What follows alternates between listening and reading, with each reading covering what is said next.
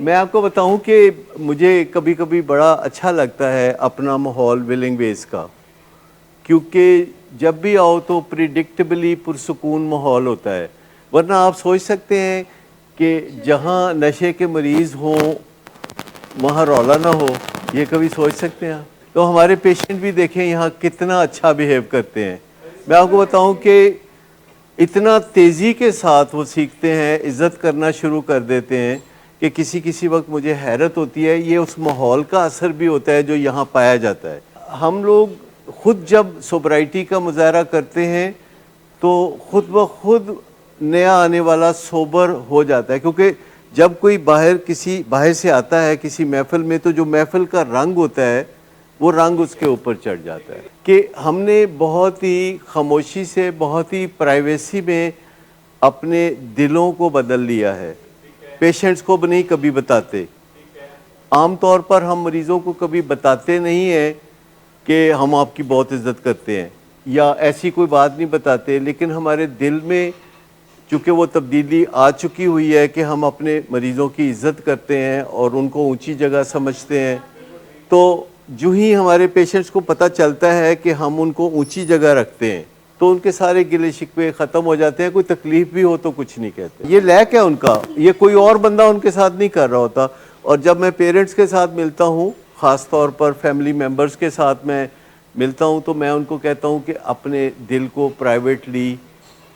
نجی طور پر بغیر بتائے بدل ڈالو، دھو ڈالو۔ ایک خاتون کو میں بتا رہا تھا کہ اپنے خاوند کے لیے اپنے دل کو دھو ڈالو۔ اس نے کہا کہ ڈاکٹر صاحب میں نے 30 سال الکوہلزم کے تکلیفوں کو جھیلا ہے، آپ نے زبان ہلا کے کہہ دیا کہ میں اپنے دل کو دھو ڈالوں۔ یہ سلوشن ہے کہ آپ اپنے دل کو دھو ڈالیں، کیونکہ خاوند تو ان کے ابھی علاج میں آئے بھی نہیں، ابھی تو وہ علاج میں آئے بھی نہیں۔ ان کو پتہ ہے کہ میری فیملی جاتی ہے کاؤنسلنگ کے لیے، اور فیملی نے ان کو بتایا ہے کہ ہم کاؤنسلنگ کے لیے جا رہے ہیں، اور ہم کاؤنسلنگ میں آپ کی وجہ سے جا رہے ہیں، لیکن ہم کاؤنسلنگ میں اپنی تکلیف کی وجہ سے جا رہے ہیں جو کہ آپ کے شراب پینے سے ہوتی ہے، اور ہم نے آپ کو بارہا کہا کہ ہمیں اس معاملے میں کوئی ریلیف دے دیں، اور آپ نے چونکہ ریلیف نہیں دیا تو ہم نے براہ راست اپنی تکلیف کو ختم کرنے کے لیے مناسب لوگوں سے رابطہ کیا ہے۔ اور اس کو ہم کہتے ہیں نیوز بریک کرنا۔ جب کوئی فیملی ہمارے پاس آنا شروع کرتی ہے اور پیشنٹ کے حوالے سے بات کرتی ہے تو ہم ان کو کہتے ہیں کہ آپ 2-3 سیشن کے بعد نیوز بریک کیجئے گا۔ نیوز بریک کرنا یہ ہوتا ہے، نمبر 1 کہ ہم کاؤنسلنگ میں جا رہے ہیں، ٹھیک، ہم کاؤنسلنگ میں اپنی وجہ سے جا رہے ہیں، اگرچہ اس کا تعلق آپ کے شراب پینے سے ہے، اور اگرچہ ہم نے آپ سے اپیل کی کہ ہمیں براہ راست کوئی ریلیف دے دیں، اور چونکہ آپ نے براہ راست ریلیف نہیں دیا تو اب ہم اپنے دکھ کو براہ راست ختم کرنے کی کوشش کر رہے ہیں۔ اور اکثر پیشنٹس کہتے ہیں کہ ہاں جاؤ تسی ہے ہی پاگل ہو سارے، اور وہ اس طرح کی بات کر کے تو ان کو کہتے ہیں جاؤ جاؤ پھر جاؤ، لیکن اس سے اگلے دن سے مریض کوشش شروع کر دیتا ہے کہ میں ثابت کروں کہ میں تکلیف نہیں دیتا، اور وہ اپنے طور طریقوں میں کچھ نہ کچھ سنبھالنا شروع کر دیتا ہے۔ وہ اپنی زبان کو کچھ تھوڑا قابو کر لیتا ہے، وہ نشے کی مقدار کو تھوڑا کم کر کے ثابت کرنا چاہتا ہے کہ میں ٹھیک ہوں۔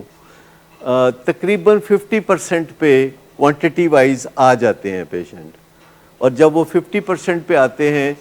تو ان کے ہوش و حواس واپس آ جاتے ہیں، اور پھر وہ کیوریس ہوتے ہیں کہ اچھا آج کی گل ہوئی سی، تو فیملی ممبر بتا دیتے ہیں کہ آج یہ بات ہوئی تھی، پھر وہ بتاتے ہیں نہیں توڑے ڈاکٹر نو کچھ نہیں پتا، یا اس طرح کی کوئی بات کرتے ہیں۔ پھر ایک دن وہ ملنا چاہتے ہیں، اور اس وقت ان کا ارادہ ہوتا ہے کہ بس ایک دفعہ ملنا ہے، 2 دفعہ نہیں ملنا، لیکن جب وہ پھر ملتے ہیں تو پھر بات آگے نکلنا شروع ہو جاتی ہے، تال میل بننا شروع ہو جاتا ہے، تو وہ ایک بڑا ڈیفرنٹ ایکسپیرینس ہوتا ہے۔